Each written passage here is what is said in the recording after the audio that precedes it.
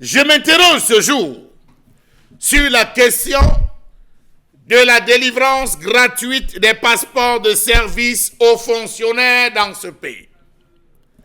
Le 17 juin 2021, le président de la République a signé le décret numéro 2021-347 du 17 juin 2021 fixant les conditions d'établissement des passeports après, il faut le dire, avoir lu à partir de l'article 13 avec un intérêt ce décret. Force est de constater avec amertume la volonté politique manifeste du gouvernement de pousser le peuple à la révolte, à la colère, à l'énervement. La lecture de ce décret a surpris plus d'un de constater que le décret du président de la République ne mentionne nulle part que la délivrance du passeport et surtout du passeport ordinaire se fera désormais en 48 heures.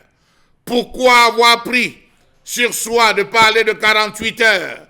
Peut-être parce qu'on voulait effacer la mention 110 000 francs CFA et faire allusion rapidement, on va le dire, à 48 heures. Devrait-on conclure que le président de la République a été sceptique vis-à-vis de la capacité du délégué général à la Sûreté nationale à produire ce type de passeport? Interrogation. Comment comprendre la délivrance gratuite du passeport de service et du passeport diplomatique pendant que la délivrance du passeport ordinaire s'obtient après acquittement des droits de timbre? Comment comprendre ces façons de fonctionner dans ce pays? Comment comprendre cette décision instaurée par le président de la République portant sur la délivrance gratuite des passeports de service et diplomatiques aux fonctionnaires de cette République? Comment peut-on comprendre que le président de la République, les présidents des institutions et membres du bureau, notamment, on va parler de l'Assemblée nationale, on va parler du Sénat, on va parler, on va le dire comme ça, du Conseil économique et social, les ministres et assimilés, les hauts fonctionnaires qui jouissent déjà de gros salaires, des avantages colossaux et des indemnités de fonction, de bénéficier encore de la délivrance gratuite du passeport pendant qu'on demande à un étudiant qui n'a rien et même pas de bourse, à un citoyen qui gagne le SMIC ou un salaire de catéchiste de payer une quittance de 110 000 francs pour se faire délivrer un passeport ordinaire. Non, non et non, dans un pays comme le Rwanda, chaque fonctionnaire paye parce qu'ils ont cette latitude, surtout les hauts commis de l'État, ils payent parce qu'ils ont de l'argent pour ça. Les montants en termes de salaire pour ces hauts commis vont de 13 557 143 francs CFA à 7 028 571 francs CFA. Comment à ces personnes qui gagnent autant d'argent, on peut encore donner des passeports gratuits et pousser un jeune étudiant qui n'a rien à pouvoir débourser 110 000 francs CFA?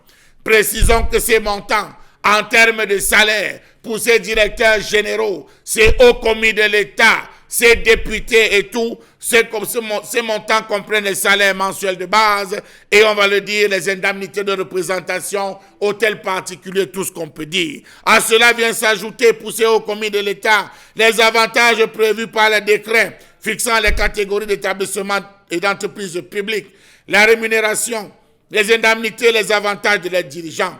Ceux-ci sont composés d'un véhicule de fonction, des gardiens de jour et de nuit, la location d'ameublement et d'équipement, la prise en charge médicale et évacuation, le congé annuel, la prime de fin de mandat, les frais de mission, l'indemnité annuelle de fonction et la prime de résultat. Tout ça, c'est pour eux. Et encore au passeport, on vient les distribuer gratuitement. Comment donner encore donc ces passeports? Ces passeports gratuitement?